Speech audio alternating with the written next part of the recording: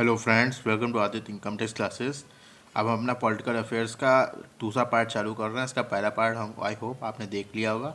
चलिए अब इसका अगला दूसरा पार्ट चालू करते हैं। देखिए, अब हम मिनिस्टर्स के नाम पढ़ रहे थे, तो मैं पहले वाले मिनिस्टर्स के एक बार आपको नाम पढ़ा देता हूँ फिर से।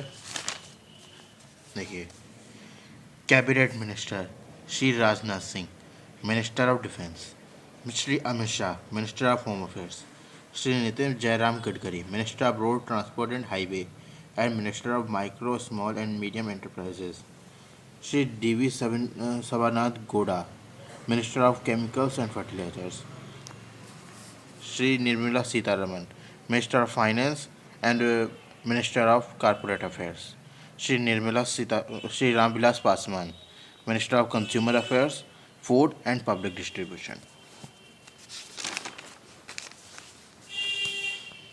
Shri Narendra Singh Tomar, minister of agriculture and farmers welfare, minister of rural and development, minister of Panchayati Raj; Shri Ravishankar Prasad, minister of law and justice, minister of communication and minister of electronics and information technology; Shri Harsimrat Kaur Badal, minister of food processing industry; Shri Thawar Chand Gehlot, minister of social justice and empowerment; Shri doctor Subrahmanyam Jaishankar, minister of external affairs; Shri Ramesh Pokhriyal Nishank, minister of human resources development. ठीक, आगे बढ़ते हैं। Shri Arjun Munda, minister of tribal affairs; Shri Smriti Zubin Irani, minister of women's and child development and minister of textiles; doctor Harshvardhan, minister of health and family welfare, minister of science and technology and minister of earth and sciences; Shri Prakash Javadekar, minister of environment, forest and climate change and minister of information and broadcasting; Shri Piyush Goyal, minister of railway and minister of commerce and industry; Shri Dharmendra Pradhan, minister of petroleum and natural gas and minister of steel; Shri Mukhtar Abbas Naqvi, minister of minority affairs; Shri Pralhad Joshi, minister of parliamentary affairs, minister of coal and ministry of mines; Shri Mahendra Nath Pandey, ministry of skill development and entrepreneur; Shri Arvind Ganpat Sawant, minister of heavy industries and public enterprises; Shri Giriraj Singh, minister of animal husbandry, dairying and fisheries; Shri Gajendra Singh Shekhawat, minister of Jal Shakti. ठीक, और ये भी देखिए, cabinet minister have chosen by Lok Sabha and Rajya Sabha. ठीक है ना। अब हम लोग पढ़ेंगे ministers of state independent charge.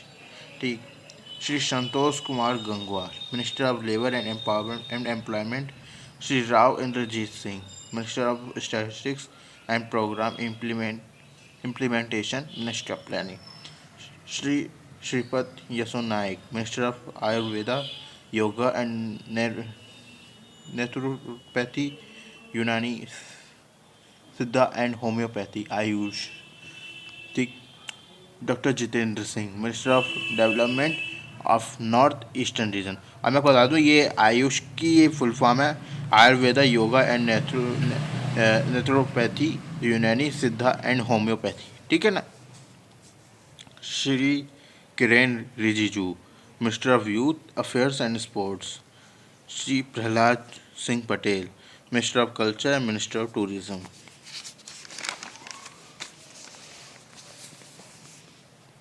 Shri Rajkumar Singh, minister of power and ministry of new and minister of and renewable energy; Shri Hardeep Singh Puri, minister of housing and urban affairs and minister of civil aviation; Shri Mansukh L Mandaviya, minister of shipping. ठीक है।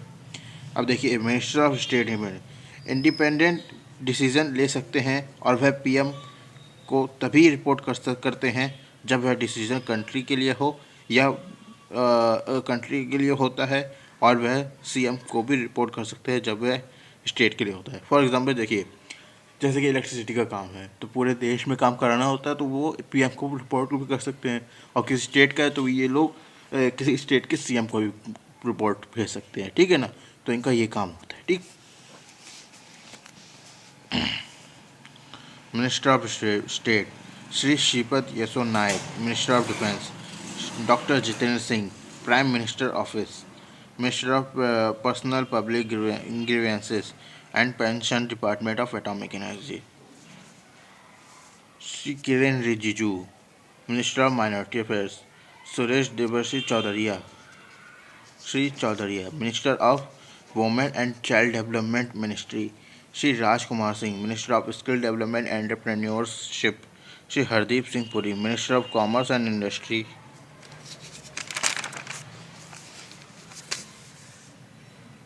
Shri Mansukh L Mandaviya, minister of chemicals and fertilizers Shri Faggan Singh Kulaste, minister of steel Shri Ashwini Kumar Choubey, minister of health and family welfare Shri Arjun Ram Meghwal, minister of parliamentary affairs and ministry of heavy industries and public enterprises general BK Singh, minister of road transport and highway S. Shri Krishan Pal, minister of social justice and empowerment Shri Danve Raosaheb Dadarao, ठीक, minister of consumer affairs food and public distribution Shri ji Kishan Reddy, minister of home affairs Shri Parshottam Rupala, minister of agriculture and farmers welfare Shri Ramdas Athawale, minister of social justice and empowerment Sadhvi Niranjan Jyoti, minister of rural development Shri Babul Supriyo, minister of environment forest and climate change Shri Sanjeev Kumar Balyan, minister of animal husbandry dairying and fisheries Shri Dhotre Sanjay Shamrao, minister of human resource development, minister of communication and minister of research and ministers of electronics and information technology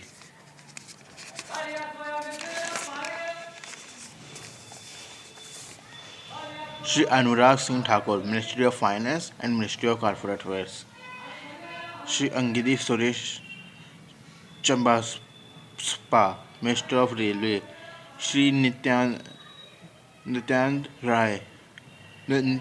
Rai, minister of home affairs Shri Rattan Lal Kataria, minister of Jal Shakti and minister of social justice and empowerment Shri Muraleedharan, minister of external affairs and minister of parliamentary affairs Shri Renuka Singh Saruta, minister of tribal affairs Shri Som Prakash, minister of commerce and industry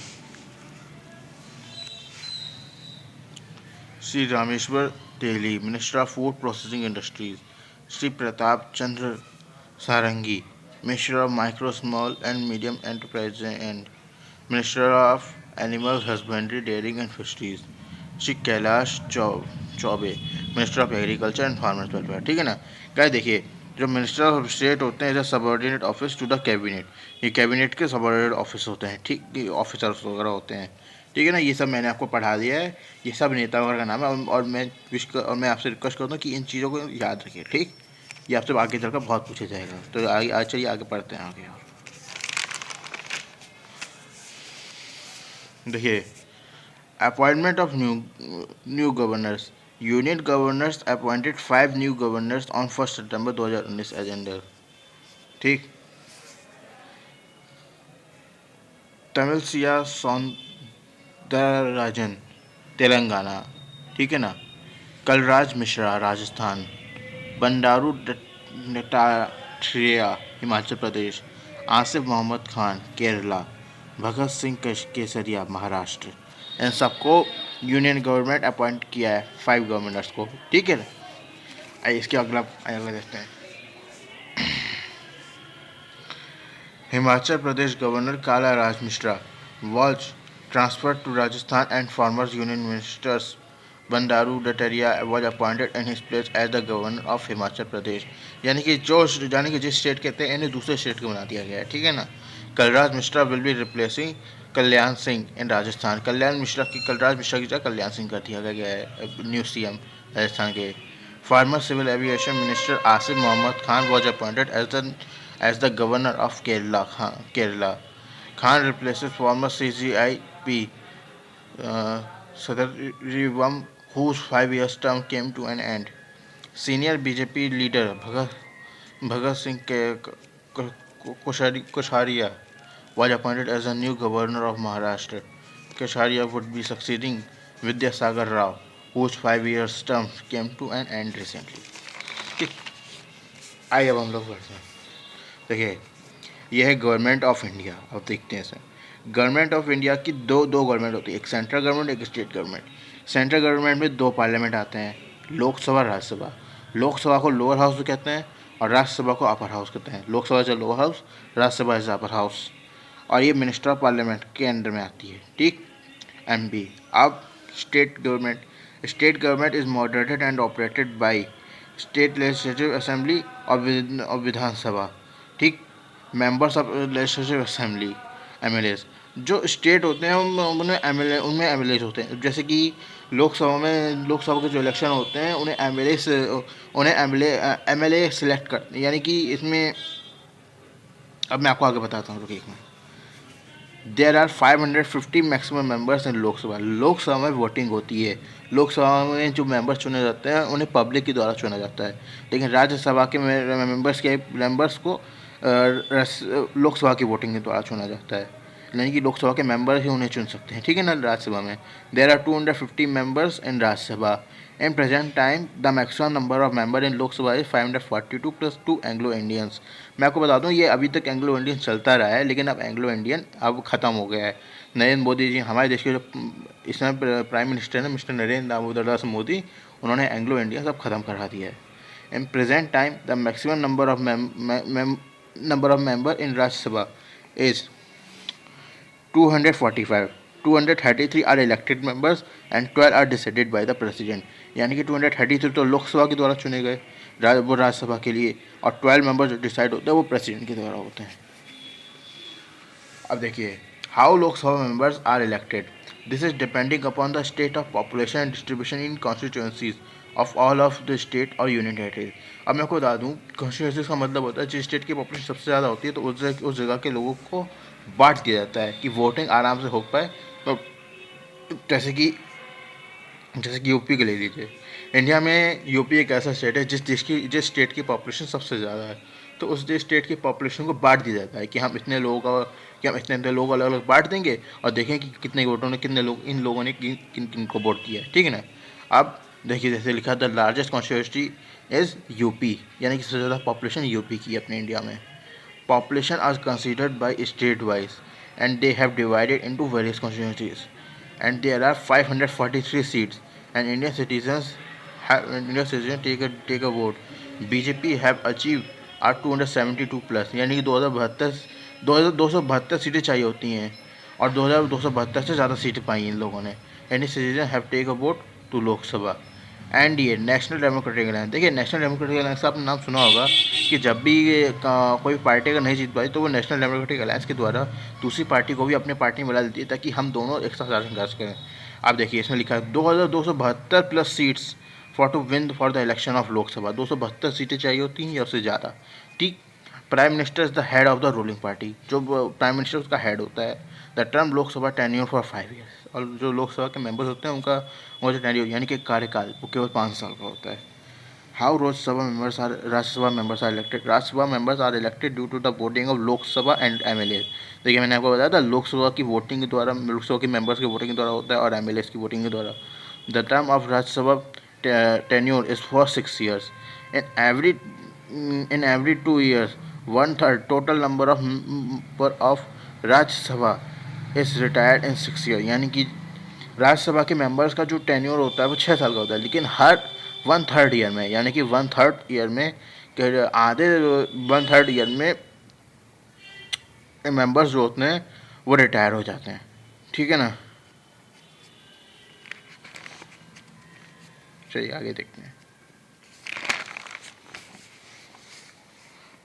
Rajya Sabha voting system of a member is professional representation.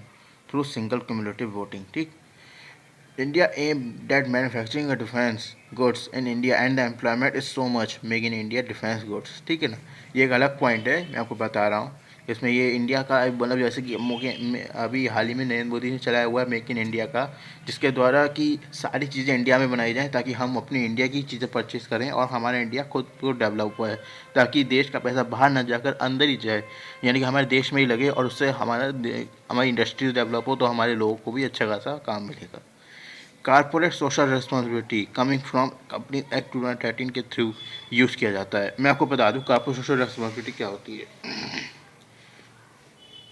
किसी company का turnover 10 crore या 100 करोड़ से ज़्यादा होता है तो उस company के ऊपर 2% टैक्स लगता है कि वो 2% नेट प्रॉफिट देगी, ताकि जिससे कि जो और उसे कहते हैं corporate social responsibility. Corporate social responsibility company act 2013 देखिए, companies contribute his profit to corporate social responsibility for 3 years. Average net profit is 2%, यानी कि हर 3 साल में एवरेज प्रॉफिट 2% लगता है। If companies turn over 10%, 10 crore, 100 crore, 1000 crore से ज़्यादा है तो कंट्रीब्यूट 2% कंट्रीब्यूट करना पड़ेगा। यदि नहीं, यदि किसी कंपनी ने कॉर्पोरेट सोशल रिस्पॉन्सिबिलिटी नहीं किया तो आपको कंपनी के डायरेक्टर्स को रिपोर्ट करनी होगी। लेकिन अगर आपने कंपनी के डायरेक्टर्स को रिपोर्ट नहीं किया तो फिर आप पर पेनल्टी लगेगी। देखिए आपको बता दूं, जो कॉर्पोरेट सोशल रिस्पॉन्सिबिलिटी जितनी बड़ी कंपनी होती है जैसे टाटा कंसल्टेंसी सर्विस, इनका टर्नओवर बहुत बड़ा होता है तो इन्हें हर 3 साल में देना ही पड़ता है कंपनी को। ठीक है ना, अब देखते हैं कॉर्पोरेट सोशल रिस्पॉन्सिबिलिटी केवल अपने देश में ही इम्पॉर्टेंट है, ना कि दूसरे देश में। Full report please refers to MCA website. ये गवर्नमेंट की वेबसाइट है जिसमें आप जाकर पूरी डिटेल ले सकते हैं। ठीक है ना, अब high powered committee of chief minister constituted for transformation for Indian agriculture, the 9 members committee chaired by Maharashtra Chief Minister Devendra Fadnavis will suggest measures to boost agriculture export, raise growth in food processing, attract investment in modern market infrastructure, and logistics। ठीक है ना guys, तो आज के लिए सिर्फ इतना है। हम इसके आगे की वीडियो अगली बार बनाएंगे। तो I hope if you like this video so please like, subscribe and share it. Thank you.